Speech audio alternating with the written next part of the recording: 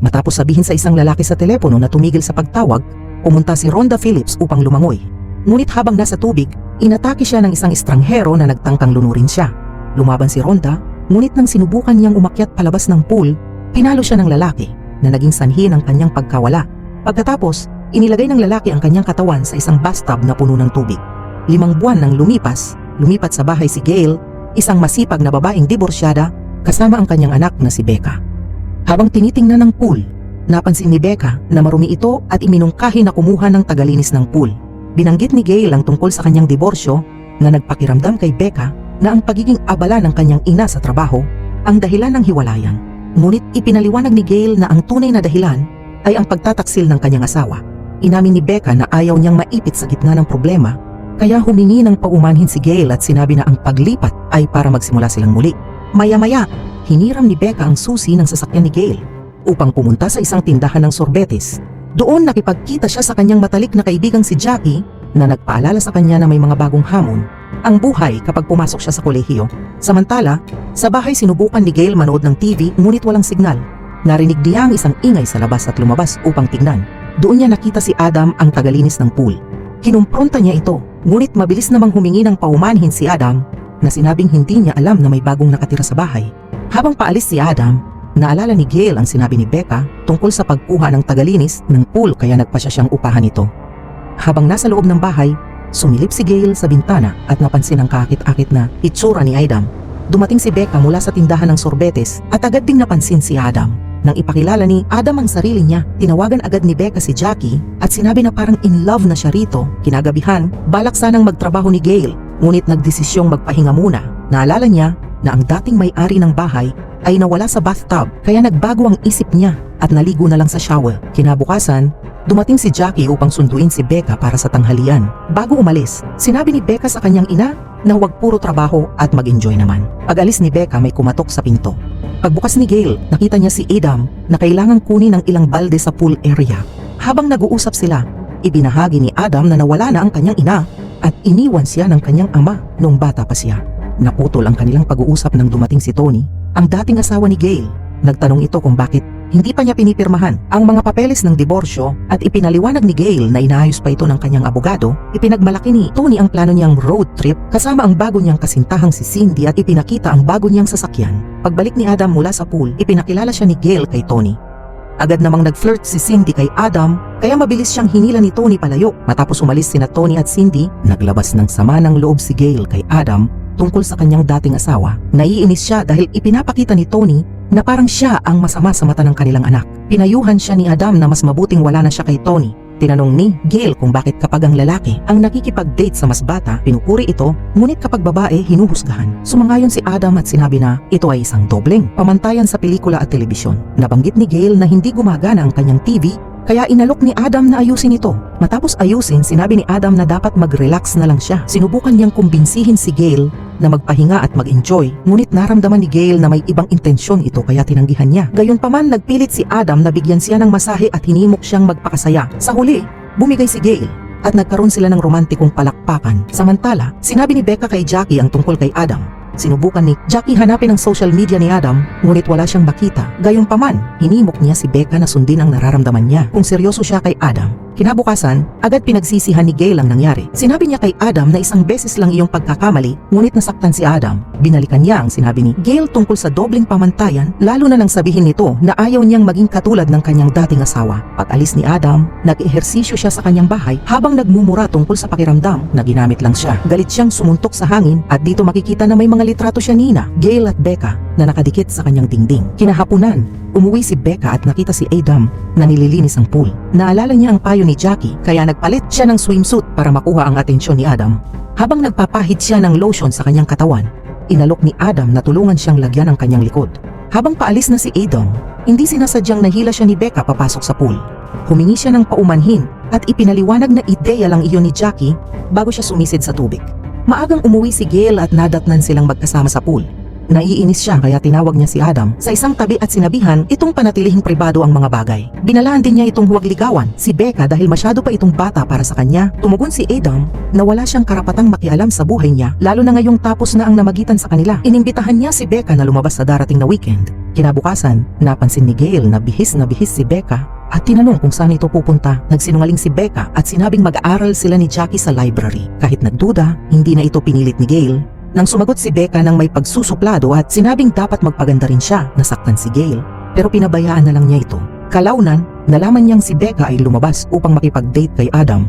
Masaya ang date nina Becca at Adam sa theme park na sinundan ng dessert sa isang tindahan ng sorbetes. Habang maghahalikan na sila, biglang dumating si Jackie at pinigilan sila. Ipinakilala ni Becca si Adam sa kanyang matalik na kaibigan. Habang bumibili si Becca ng napkin, sinamantala ni Jackie ang pagkakataon upang tanungin si Adam tungkol sa kanyang social media. Sinabi ni Adam na nagpapahinga muna siya rito. Nagtanong pa si Jackie kung paano siya nakakaalala ng mahahalagang pangyayari at sumagot si Adam na hindi lang siya nakakalimot. Pagbalik ni Becca, sa wakas ay naghalikan sila. Pag-uwi ni Becca, hinarap siya ni Gail tungkol sa kanyang pagsisinungaling. Inamin ni Becca ang totoo ngunit iginiit na nasa husto. Gulang na siya para makipag-date. Pilit ipinaliwanag ni Gail na hindi tama si Adam para sa kanya. Ngunit inirapan lang siya ni Becca at nag-walk out. Sinubukan siyang pigilan ni Gail at sinabing hindi siya makapag-focus sa trabaho dahil palagi siyang nag-aalala sa kanya. Sagot naman ni Becca na mula nang magdiborsyo ang kanyang mga magulang, pakiramdam niya ay parang pinoprotektahan siya ng sobra-sobra na parang hindi siya makahinga. Nagpumilit si Gail na ipatigil ang pagkikita nila ni Adam, ngunit ang sagot lang ni Becca ay, lahat na lang ba? Dahil dito, nag-alala si Gail baka may sinabi si Adam tungkol sa kanila. Kinabukasan, dumalaw si Jackie sa bahay ni Becca dahil grounded ito. Inilahad niya ang kanyang pag-aalala tungkol kay Adam na walang social media na maaaring senyales na may tinatago ito. Naiinis si Becca at sinabihang parang nagiging katulad na ni Jackie ang kanyang ina. Gayunpaman, binalaan siya ni Jackie na huwag magmadali sa pakikipagrelasyon kay Adam dahil halos wala silang alam tungkol sa kanya. Biglang nakatanggap si Becca ng mensahe mula kay Adam na paparating na ito. Pinauwi niya agad si Jackie bago ito dumating. Hindi nakita ni Jackie si Adam, samantala umuwi si Gail para kunin ang kanyang flash drive at naabutan ng kanyang anak na kasama ang tagalinis ng pool. Sinabi niyang pumasok si Becca sa kanyang kwarto at hinarap si Adam.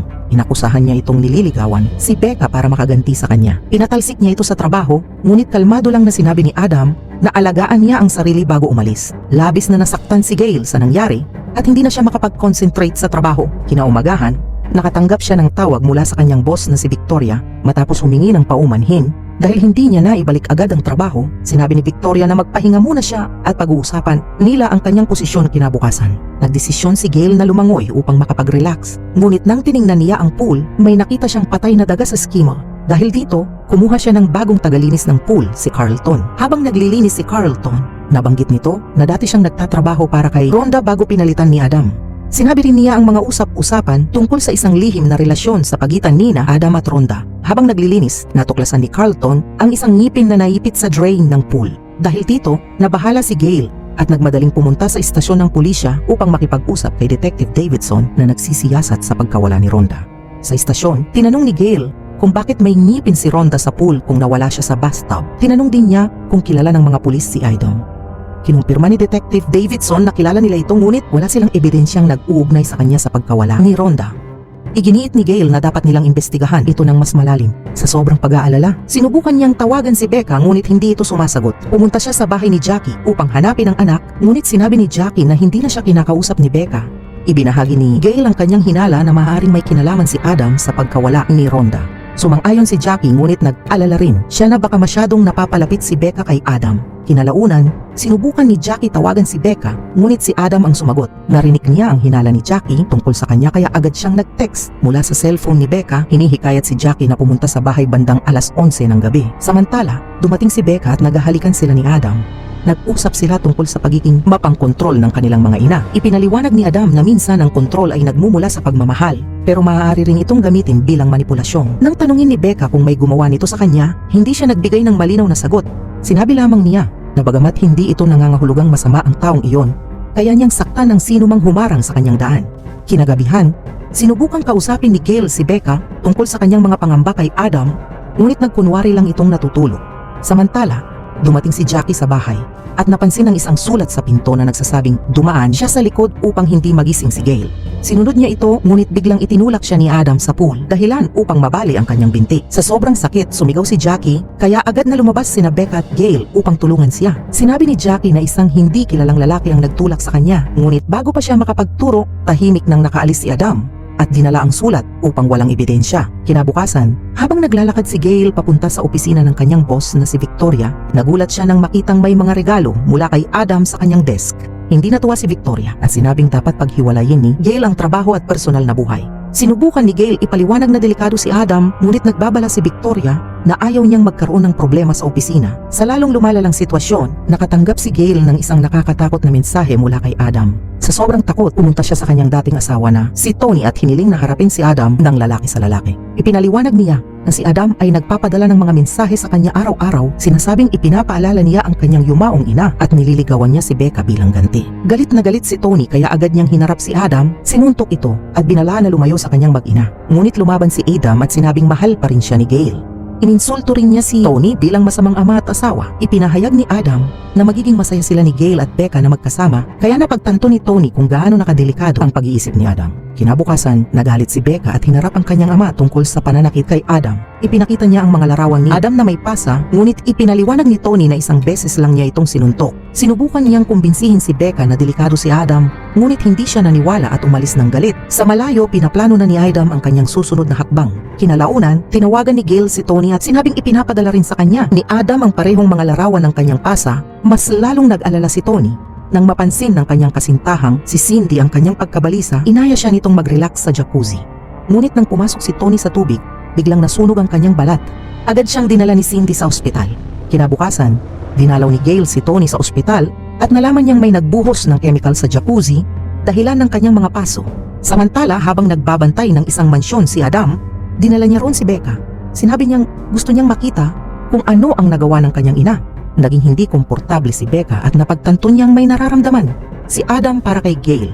Inamin ni Adam na mas gusto niya ang mga mas nakatatandang babae dahil mas kaya nilang hawakan ang isang tunay na relasyon. Galit na itinulak siya ni Becca sa pool na pagtatanto na tama ang kanyang ama tungkol kay Adam. Bigla siyang nakatanggap ng mensahe mula kay Jackie tungkol sa kanyang pagbabalik sa trabaho. Dito niya natuklasan na sinubukan ni Adam na akitin si Jackie papunta sa kanilang bahay. Agad siyang tumakbo upang humingi ng tawad kay Jackie at napagtanto nilang pareho silang minamanipula ni Adam.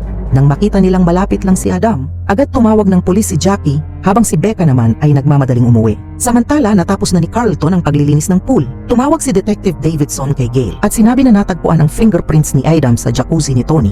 Ibinunyag din niya ang ilang nakakakilabot na detalye tungkol sa nakaraan ni Adam.